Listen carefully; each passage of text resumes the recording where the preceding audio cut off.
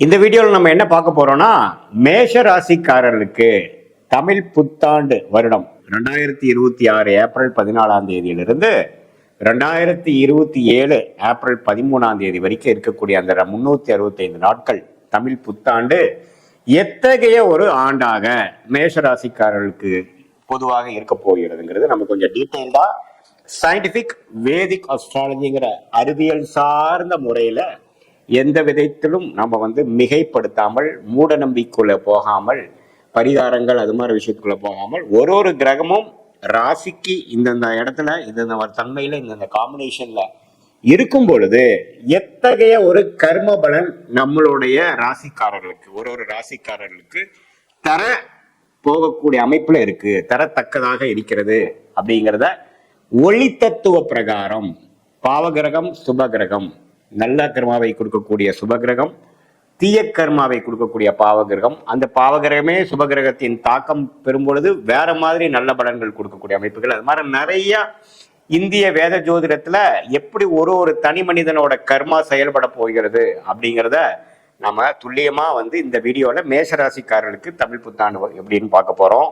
இப்ப பாருங்க, மேஷராசிக்காரர்களுக்கு விரய சனி ஸ்டார்ட் ஆகி கிட்டத்தட்ட ஆல்மோஸ்ட் 1.5 வருஷம் ஆயிடுச்சு. போன மார்ச் மாசத்திலிருந்து ஒரு வருடமாவே 12ஆம் இடத்துல சனி போய் மேஷ ராசிக்காரர்களுக்கு விரய சனியாக 7 நாட் சனியோட ஃபர்ஸ்ட் பீரியட் என்று சொல்லப்படுகிற 7.5 இயர்ஸ்ல ஃபர்ஸ்ட் 1 இயர் போய் கொண்டிருக்கிறது.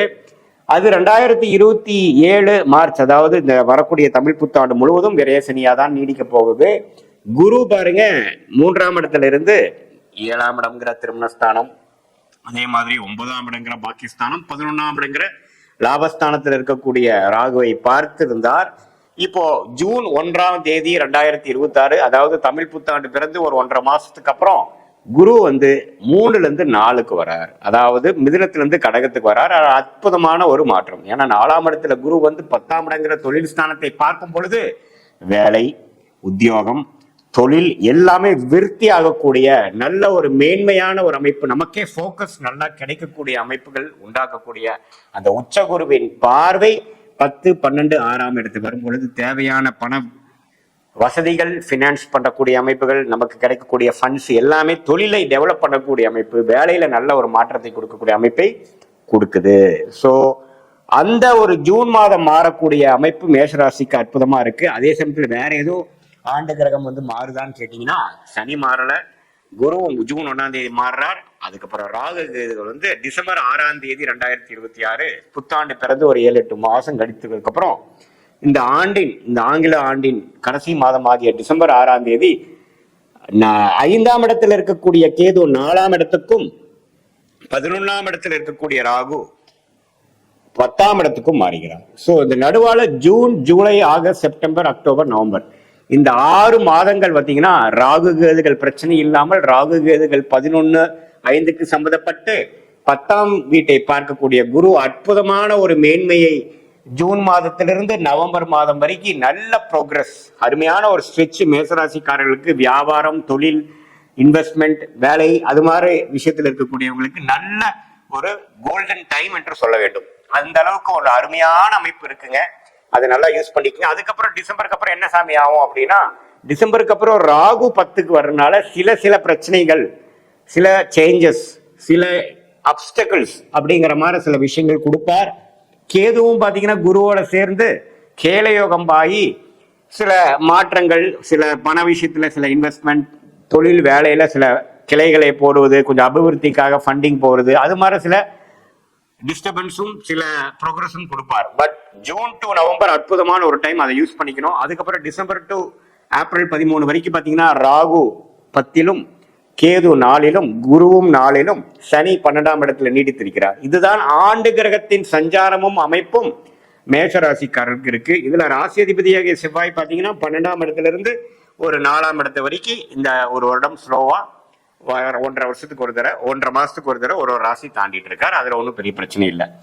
ஸோ இதுல நல்ல விஷயம் என்னன்னா, ராசி அதிபதி ராகுவோட சேர போறது இல்லை, ராசி அதிபதி சனியோட சேர போறது இல்லை. தமிழ் புத்தாண்டு ஆரம்பிக்கிறப்பதான் ஒரு மாசம் செவ்வாயும் சனியும் சேர்ந்திருப்பாங்க. அந்த ஜூன் மாதத்துக்கு அப்புறம் மேஷராசிக்காரர்களுக்கு ஏப்ரல் மே சுமாரான டைம் தான். ஜூன்ல இருந்து நவம்பர் வரைக்கும் உங்களுக்கு சாதகமான ஆண்டு கிரகத்தின் சஞ்சாரமும் இருக்கிறது, மாத கிரகத்தின் சஞ்சாரமும் இருக்கிறது. ஸோ ஜூன்ல இருந்து நவம்பர் வரைக்கும் தொழில் மேன்மை, வேலை ப்ரமோஷன், நல்ல வேலை மாற்றம், வேலை இல்லாதவங்களுக்கு வேலை கிடைக்கிறது, தொழில் என்ன பண்ணணும்னு தெரியாம இருக்கிறவங்களுக்கு ஒரு லைன் போடுறது, ஒரு ஸ்டார்டிங் பாயிண்ட் போய் ஒரு எக்ஸ்பர்டைஸ், ஒரு ட்ராக் ரெக்கார்ட் ஜென்ரேட் பண்றதுங்கிற மாதிரி ஒரு அற்புதமான அமைப்புகளை கொடுக்கக்கூடிய ஒரு பொன்னான ஒரு வருடமாக இந்த தமிழ் புத்தாண்டு 2026 ஏப்ரல் 14 சித்திரை 1 பிறக்கக்கூடிய அந்த அமைப்பு விரய சனியிலேயே மேஷராசிக்காரர்கள் இருந்து அந்த புத்தாண்டு ஆரம்பித்தாலும் சுப விரயங்களாக தான் இருக்குமே ஒழிய அசுப விரயங்களாக, தவறான விரயங்களாக இல்லாமல் ஒரு வாழ்க்கையில முன்னேறுவதற்காக, வாழ்க்கையில் வசதிப்படுத்துவதற்காக, சில முன்னேற்றத்தை நோக்கி போகக்கூடிய ஒரு அற்புதமான ஒரு middle period of June to November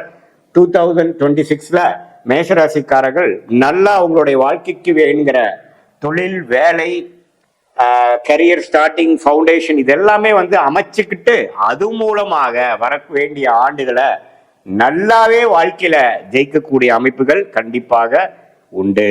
இது பாத்தீங்கன்னா இது ஒரு பொதுவான ஒரு ஆண்டு கிரகம், மாத கிரகத்தை வைத்து நம்ம சொல்லக்கூடிய ஒரு அமைப்பை ஒழிய உங்களுடைய ஜென்ம ஜாதகத்தில் பிறந்த தேதி, பிறந்த நேரம், பிறந்த ஊர்ல என்னென்ன மாதிரி ஒரு அமைப்பு வருது, அதாவது எந்த ஜாதகத்துல நீங்க என்ன லக்னத்துல பிறந்தீங்க, மேஷ ராசியில நீங்க அஸ்வினி நட்சத்திரமா அல்லது பரணி நட்சத்திரமா அல்லது கிருத்திகை நட்சத்திரம் முதல் பாதமா, என்ன லக்னம், லக்னாதிபதி எப்படி இருக்கிறார், என்ன தசாபுக்திகள் போய் கொண்டிருக்கிறது, அந்த லக்னா நாதன் எப்படி இருக்கிறார், லக்னாதிபதியோட உச்சம், நீச்சம், பகை, அதே மாதிரி திட்பலம், திக்பலம், அதெல்லாம் பலம்லாம் எப்படி இருக்கு, என்ன மாதிரி தசாபுக்திகள் போய் கொண்டிருக்கிறது, நடக்கக்கூடிய தசை உங்களுடைய லக்னத்துக்கு யோகமான தசையா, தசை புக்தி எப்படி போயிட்டு இருக்கு, எப்போ அந்த தசை முடியுது, அடுத்தது நம்ம வாழ்க்கையில எது மாதிரி ஒரு பாதையை நோக்கி நம்ம செல்ல போகிறோம், நம்மளோட திருமண வாழ்க்கை எப்படி போக போகிறது, நம்மளுடைய ஹெல்த் எப்படி ஆக போகிறது, நம்மளுடைய வெளிநாடு பயணங்கள், மாற்றங்கள், உள்நாடா வெளிநாடா, அரசு உத்தியோகமா,